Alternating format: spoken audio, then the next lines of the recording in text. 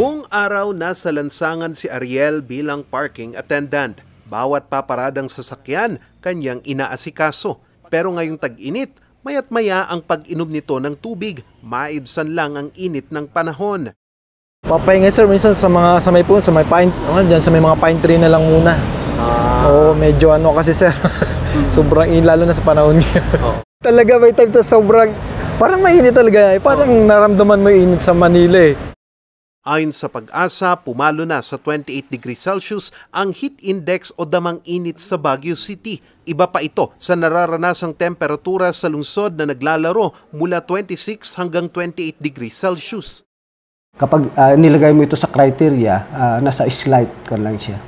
Wala tayo sa dangerous. Unlike dun sa mga lowland, and other areas na talagang matataas yung kanilang temperatura. Sa pahayag ng Pag-asa, posible pang tumaas ang temperatura sa bansa sa Mayo dahil sa easterlies at pagkakaroon ng high pressure area sa Northern Luzon. Pero makakadagdag pa raw sa temperatura sa lungsod ang tinatawag na urban heat island. Madalas itong mangyari kapag ang init mula sa araw ay natatrap sa mga gusali o sa mga kalsada at ramdam na rin ito sa Baguio City. Hindi na nagpipenetrate yung heat, Hindi na ina-absorb ng soil. So, nagbabounce lang yan. So, yun yung isa pang factor na aside from the heat index, yung bouncing of the temperature. So, additional yon sa effect sa tao. The real cause of urban heat is our El Nino. Our El Nino really, tapos sinasabi pa nga nila, well, nobody can predict that, but sinasabi nila it might be extended.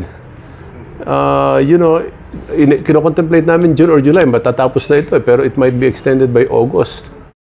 Ang sobrang init kasi lalo ngayong tag-init ay maaaring magdulot ng iba't ibang sakit gaya ng heat stroke, sore eyes, gastroenteritis at iba pa.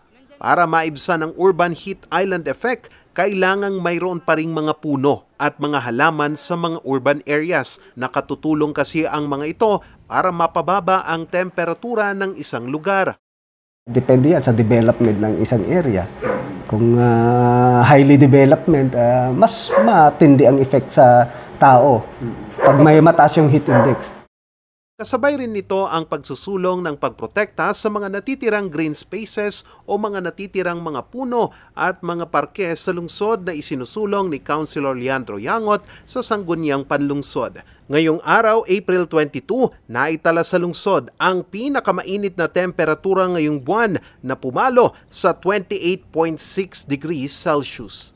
Charles Nicolimon para sa Luzon Headlines.